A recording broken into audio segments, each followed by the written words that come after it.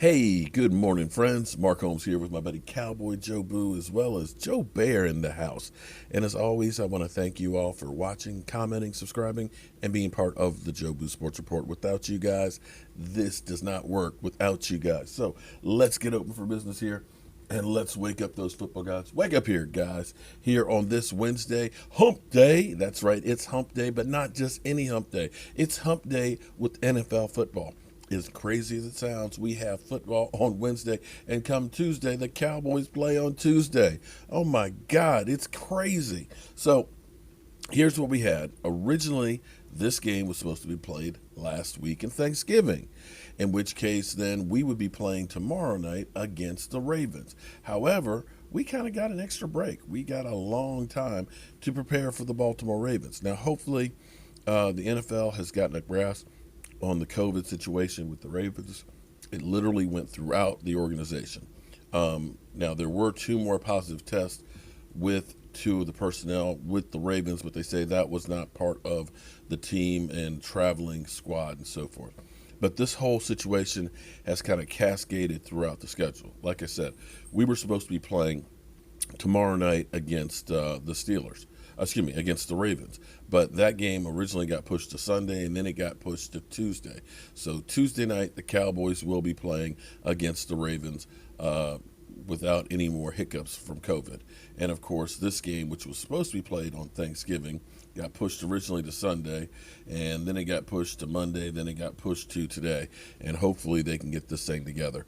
The NFL, FYI, on Sunday ended up having teams close the facilities for in-person personnel until Wednesday, because they were trying to make sure that players, may have had out-of-town visitors and things like that, and the gatherings for Thanksgiving. And the concern is to make sure there's enough time that nobody tests positive and they don't have a Baltimore Ravens situation going on. So hopefully they got a handle on this thing and it won't get any worse than what it has so far, so we can get these next 5 weeks under our belt. So I always say I am a grown ass man. That's right. I am a grown ass man. And my wife always tells me, you guys, you know that are married. The wife is going to make sure you own your shit, because that's what she always says. Listen, you mess up, own your shit. Be a man. Be a grown-ass man and own it. And that's what I'm doing right here, because rightly or wrongly, we put a lot of venom on the contract for DeMarcus Lawrence, and looked at him and said, he's one of those guys that we shouldn't have paid. Because when you saw the production and how the team was playing in the first part of the season, it wasn't good. You looked at last season and said, well, last season, was kind of a disappointment, because, you were expecting the guy who in 2018 had like 10 and a half sacks, or the guy in 2017 who had 14 and a half sacks and was an absolute positive beast. You looked at him and said, man, this guy is incredible. Well, last year was kind of a down year, coming back from, the shoulder surgery and stuff, which was delayed because of the contract situation. Literally, he couldn't work out in training camp. And you kind of said, did we waste money on that situation? Because he went from 14 and a half, 10 and a half to 5 sacks. Now, the thing that was always told to us, well, he still had, tackles for losses. He still had hits on the quarterback. He just wasn't getting the sacks. Well, truth be told, when we look at quarterback hits, he had 23 in 2018. It dropped to 16. When you look at tackles for loss, he had 15 in 2018. It dropped to 10. When you looked at solo tackles, he went from 42 to 30. That clearly was some regression. And again, we know that he had shoulder surgery, but it kind of made you question, you're being paid like one of the top edge rushers out there, and we're not seeing anything that was special. And when you started out the first 6 games of this year, where he ended up having one quarterback hit, the first 6 games, culminating with Arizona, 1 tackle for loss, 1 quarterback hit, and 1 sack. You had to look at that and say, we're paying $20 million for that? And you looked at this kind of the same situation that you look at right now with Robert Quinn, because Robert Quinn got that $75 million 5-year deal with the Bears, and he's been kind of missing in action. Robert Quinn has been awful this year.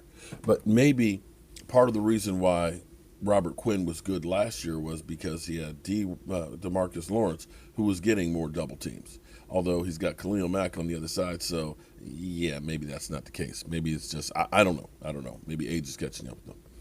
But you looked at that first 6 games, and when you heard D-Law basically say that this team is soft, we played soft. We just aren't getting it done. Since that time, he has been on a tear. And you now look and say, okay, yeah, we got our money's worth. When Jerry Jones says that Jalen Smith is one of the cornerstones, I dare say that D-Law on that defense right now is the keystone. What he's doing, and just in the last 5 games, in comparison to the first 6 where he had 1 quarterback hit, he's had 7. In tackles for a loss, where he had 1, he's had 7 in the last 5 games. In sacks, in the first 6 games he had 1, he's had 3.5 sacks. You'd like to see that sack number get up higher, but still, he's had, in this time, 25 total tackles, 14 solos. And Pro Football Focus actually ranks him right now, as the number 3 edge rusher in the NFL. When you compare, when you think about where he started out in the season, which was abysmal, the first 5 games, 1 sack, 1 quarterback hit, 1 tackle for a loss, to now be rated number 3, that's a major turnaround. And here's where they have it. As a run stopper, they're saying he's the 3rd best run stopper on the edge. He's the 7th best win rate percentage on pass rushing.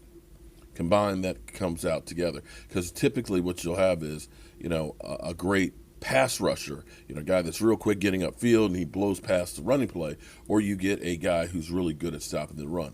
It's hard to get a guy who can actually do both, and D-Law is doing both. And when you were looking at it, and people, of course, were saying, trade D-Law, I said, well, quite frankly, you're not going to be able to trade that contract. Well, you might look a little bit differently now and say, well, with the production that he's doing right now, you might be able to trade that production. But in the long run, if you've got a guy who can play, a guy who is getting to the quarterback and putting pressure on him, a guy who is getting tackles for losses, you want to hold on to that guy, because those guys are few and far between. And the other thing that people don't seem to put into account is, for every action, there's a reaction.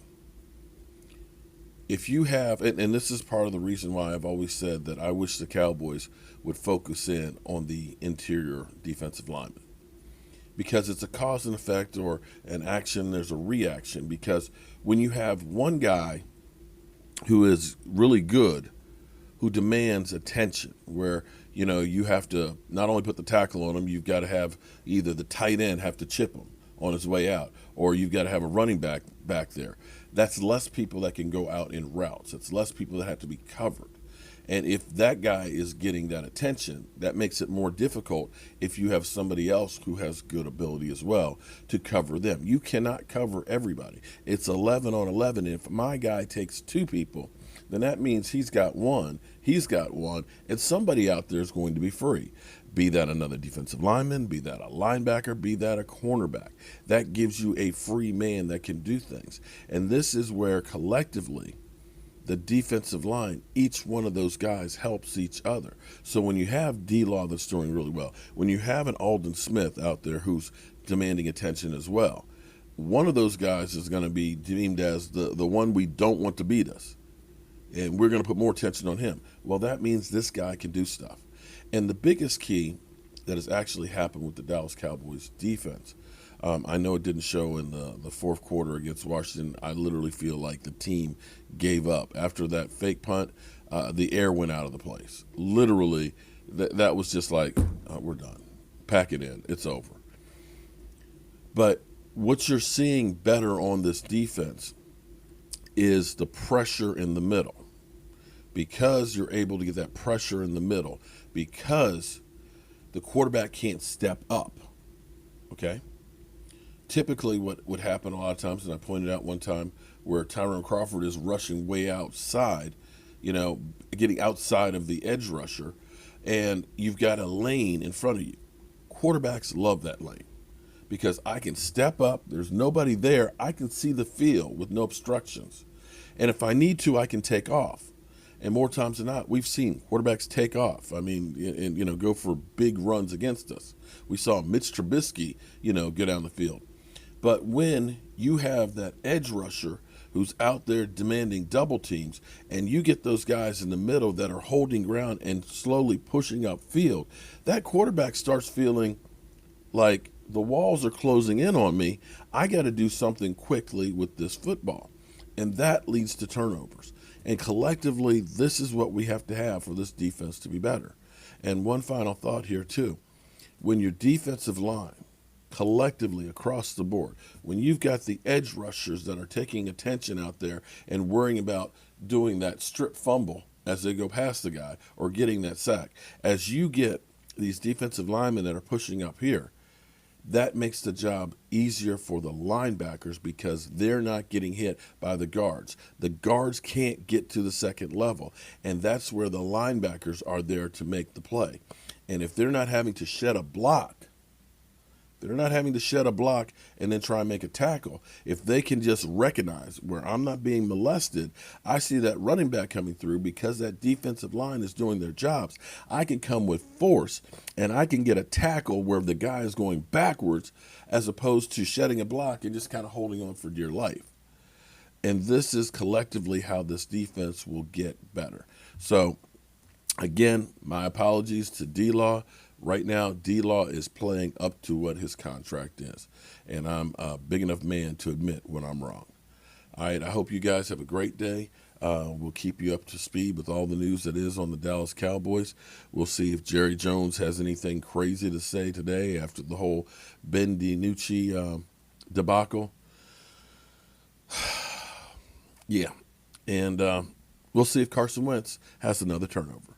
I'm Mark Holmes, and I'll see you soon.